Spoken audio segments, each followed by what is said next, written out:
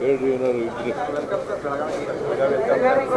ನೀವೇ ಶಂಕುಸ್ಥಾಪನೆ ಮಾಡಿರ್ತಕ್ಕಂಥ ಕಾಮಗಾರಿಗಳೆಲ್ಲ ನೀವು ಉದ್ಘಾಟನೆ ಮಾಡಿದ್ದೀರಿ. ಹೌದು, ಇವತ್ತು ಸೂಪರ್ ಸ್ಪೆಷಾಲಿಟಿ ಆಸ್ಪತ್ರೆ ಉದ್ಘಾಟನೆ ಆಗ್ತಿದೆ. 2017ರಲ್ಲಿ ನಾನೇ ಶಂಕುಸ್ಥಾಪನೆ ಮಾಡಿದ್ದರು, ನಾನೇ ಉದ್ಘಾಟನೆ ಮಾಡ್ತಾ ಇದ್ದೀನಿ. BJPಯವರು ಏನೂ ಮಾಡಲಿಲ್ಲ. 4 ವರ್ಷ ಇದ್ರಲ್ಲ ಅವರು. ಕುಮಾರಸ್ವಾಮಿ 1 ವರ್ಷ 2 ತಿಂಗಳು, ಇವರು 4 ವರ್ಷ 3 ವರ್ಷ 10 ತಿಂಗಳು ಇದ್ದರು. ಭಾಳ ಹಿಂದೆನೇ ಆಗಬೇಕಾಗಿತ್ತು.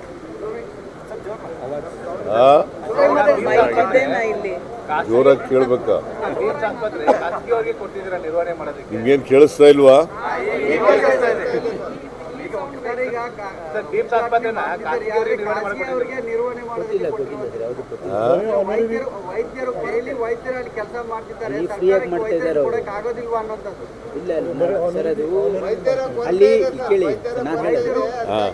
ಈಗ ಅದು ಯಾರಿಗೂ ಕೂಡ ಖಾಸಗಿಯವರಿಗೆ ಕೊಟ್ಟಿಲ್ಲ. ಹೇಳ್ತಾರೆ KLE ಸೊಸೈಟಿಯಿಂದನೂ ಕೂಡ ಅಲ್ಲಿ ಕೆಲವು ಸೂಪರ್ ಸ್ಪೆಷಲಿಸ್ಟು ಎಲ್ಲ ಕಾಲ್ ಫಾರ್ ಮಾಡಿದ್ವಿ. ನಮ್ಮಲ್ಲಿ ಬಂದಿರೋರು ಸುಮಾರು 11 ಜನ ಗೌರ್ಮೆಂಟಿಂದನೇ ಇದ್ದಾರೆ. ಯಾವ್ಯಾವ ಡಿಪಾರ್ಟ್ಮೆಂಟಿಂದ ಬಂದಿಲ್ಲ. KLE ಸಂಸ್ಥೆಯಿಂದ ಇಲ್ಲಿ ಆನರರಿ ಕೆಲಸ ಮಾಡ್ತಾ ಇದ್ದಾರೆ. ನಾವು ಅವ್ರ ನಿರ್ವಹಣೆ ಕೊಟ್ಟಿಲ್ಲ. ನೋ ಇಲ್ಲಿ ಯು ಆರ್ ನಾಟ್ ಅಂಡರ್ಸ್ಟ್ಯಾಂಡಿಂಗ್. ಇಲ್ಲಿ ನೀವು ಸರಿಯಾಗಿ ಕೇಳಿಸ್ಕೊಳ್ಳಿ. ನಾವೇನು ಹೇಳ್ತಾ ಇದೀವಿ ಅಂದರೆ ಅವರು ಫ್ರೀಯಾಗಿ ಬಂದು ಕೆಲಸ ಮಾಡ್ತಾ ಇದ್ದಾರೆ. ಏನೂ ಇಲ್ಲ, ಎಲ್ಲ ನಮ್ಮದೇ ನಿರ್ವಹಣೆ ಇದೆ. ಅವ್ರು ಯಾವ ಡಾಕ್ಟರ್ಸ್ ನಮ್ಗೆ ಜಾಯಿನ್ ಆಗಿಲ್ಲ. ಅವ್ರು ಜಾಯಿನ್ ಆಗೋವರೆಗೆ ಟೆಂಪರರಿಯಾಗಿ ನಮಗೆ ಸಪೋರ್ಟ್ ಮಾಡ್ತಾ ಇದ್ದಾರೆ ಅವರು. ಹಾಗಾಗಿ ಅವ್ರದ್ದು ಯಾರು ಅಲ್ಲಿ ಹಣ ತಗೊಳ್ತಾ ಇಲ್ಲ, ಯಾರು ಅವ್ರಿಗೆ ಏನು ಸಂಬಂಧ ಇಲ್ಲ. ಒಬ್ಬರು ಕೇಳಿಯಪ್ಪ, ಎಲ್ಲ ಇವತ್ತು ನೀವು ಬರ್ತೀರಲ್ಲ, ಅಲ್ಲಿ ಎಲ್ಲ ಎಕ್ವಿಪ್ಮೆಂಟ್ ತೋರಿಸ್ತೀವಿ ನಿಮಗೆ. ಎಲ್ಲ ರೀತಿಯ ಎಕ್ವಿಪ್ಮೆಂಟ್ ಇದೆ, ಎಲ್ಲ ಡಿಪಾರ್ಟ್ಮೆಂಟ್ ಎಸ್ಟಾಬ್ಲಿಷ್ ಆಗಿದೆ. ನಿಮಗೆ ತೋರಿಸ್ತೀವಲ್ಲ, ಅಲ್ಲಿ ಬರ್ತೀರಲ್ಲ ಬರ್ರಿ. ಅಲ್ಲಿ ಈಗ ನಿನ್ನೆ ಸಿದ್ದರಾಮಯ್ಯವರು ಹೇಳಿದ್ದಾರೆ ಸರ್, ಪದೇ ಸಿದ್ದರಾಮಯ್ಯನವರು ನಾನೇ ಏನು ಮುಂದಿನ 2.5 ವರ್ಷ ಮುಖ್ಯಮಂತ್ರಿ ಅಂತೇಳಿ ತಾವು ಹೇಳ್ತಿದ್ದಾರೆ.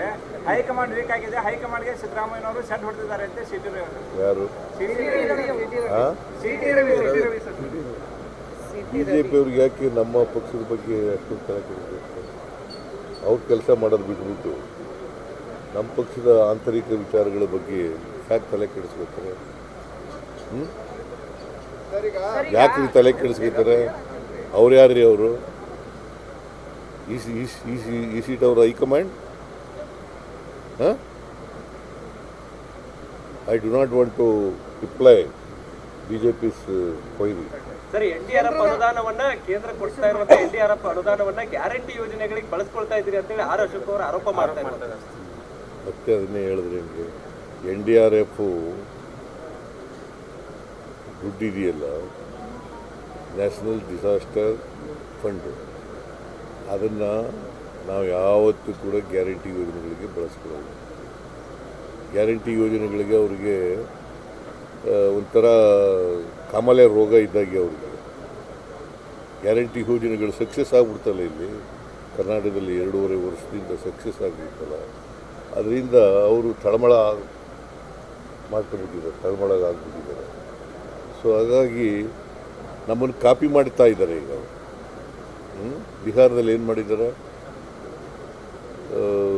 ದಿಲ್ಲಿನಲ್ಲಿ ಏನು ಮಾಡಿದ್ದಾರೆ, ರಾಜಸ್ಥಾನದಲ್ಲಿ ಏನು ಮಾಡಿದ್ದಾರೆ, ಮಧ್ಯಪ್ರದೇಶದಲ್ಲಿ ಏನು ಮಾಡಿದ್ದಾರೆ, ಮಹಾರಾಷ್ಟ್ರದಲ್ಲಿ ಏನು ಮಾಡಿದ್ದಾರೆ,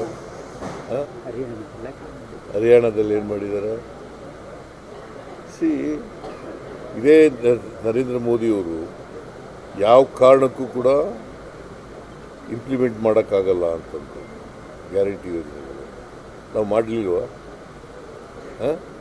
ನಾವು ಏನು ಹೇಳಿದ್ದೀವಿ ಅದನ್ನು ಮಾಡೇ ತೀರ್ತೀವಿ.